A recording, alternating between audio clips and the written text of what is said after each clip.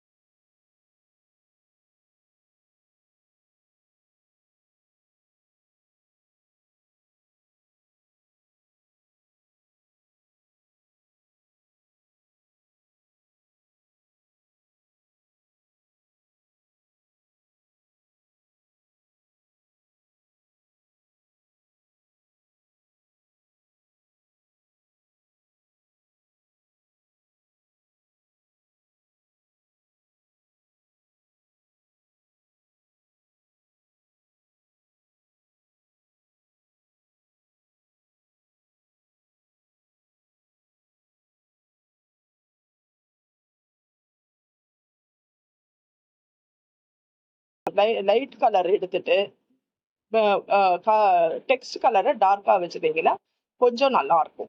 ரெண்டுமே லைட்டா இருந்தாலும் கண்ணுக்கு தெரியாம இருக்கும், வேர்ட்ஸ் கண்ணுக்கு தெரியாம இருக்கும். ரெண்டுமே டார்க் கலரா இருந்தாலும் கண்ணுக்கு தெரியாம இருக்கும். அதனால பேக்ரவுண்ட் லைட் கலராகவும் டெக்ஸ்ட் கலர் டார்க்காகவும் வச்சிருந்தீங்கன்னா நல்லா இருக்கும். அதுக்கப்புறம் விஷுவல் எலிமெண்ட்ஸ் இதுல நீங்களா அதாவது டிசைன் இதுல அதுலயே இருக்கிறதா இருக்கும். ஆனா நீங்க வேணும்னா கூகுள்ல இருந்து டவுன்லோட் பண்ணி அங்க இன்சர்ட் டேப்ல பிக்சர்ஸ் கிளிக் பண்ணீங்கன்னா அதுல இருக்கிற இமேஜஸையும் நீங்க உங்களோட ஸ்லைட்ல நீங்க ஏத்திக்கலாம். இப்ப சார்ட் எப்படி பண்றதுன்னா, இன்சர்ட் சார்ட் அப்படிங்கறத கிளிக் பண்ணினீங்கன்னா அதுல கிராஃபும் வரும், சார்ட்டும் வரும். எந்த டைப்பான நீங்க உங்களுக்கு வேணுமோ நீங்க அதுக்கு தகுந்த மாதிரி நீங்க ப்ரிப்பேர் பண்ணிக்கலாம். அதே மாதிரி ஷேப்ஸ் அண்ட் ஐகான்ஸும் நீங்க எதுக்கு வேணும்னாலும் ரெக்டாங்கிள் ஷேப்போ ஏகப்பட்ட ஷேப்ஸ் இருக்கும். அதுல நீங்க எப்படி வேணும்னாலும் நீங்க அதை எடுத்துக்கலாம், இல்லஸ்ட்ரேட் பண்ணுறது. அனிமேஷன்ஸ்ங்கிறது அதை இந்த மாதிரி கொஞ்சம் ரோம் ஆற மாதிரி இருக்கும், ஷேக் ஆற மாதிரி இருக்கும். அது எப்படி வேணாலும் நீங்க டிசைன் பண்ணிக்கலாம். டிரான்சிஷன்ஸ் ஒவ்வொரு இதுக்கு இடையில டிரான்சிஷன்ஸ் போட்டுக்கோங்க. அப்பதான் அது சரியா இருக்கும். ஆனா ஓவரா யூஸ் பண்ணாதீங்க. அதுதான் அதுல முக்கியம். கடைசியில நீங்க பண்ண வேண்டியது சேவ் பண்ணணும். அத ஃபைல் சேவ் ஆஸ்ங்கிறத கொடுத்தீங்கன்னா எந்த இடத்துல நீங்க போய் சேவ் பண்ணணும்னு நினைக்கிறீங்களோ அதுல நீங்க போய் சேவ் பண்ணணும். சேவ் ஆஸ் டைப்புங்கிறத பவர் பாயிண்ட் ப்ரெசன்டேஷன் அப்படிங்கறத செலக்ட் பண்ணிட்டீங்கன்னா சேவ் ஆகும் ஃபைல். சேவ் பண்ணதுக்கு அப்புறம் எங்க வேணாலும் நீங்க பாத்துக்கலாம், எப்ப வேணாலும் நீங்க பண்ணிக்கலாம். இந்த வீடியோ உங்களுக்கு பிடிச்சிருந்ததுன்னா மறக்காம சப்ஸ்கிரைப் பண்ணுங்க, லைக் பண்ணிக்கோங்க இந்த வீடியோ.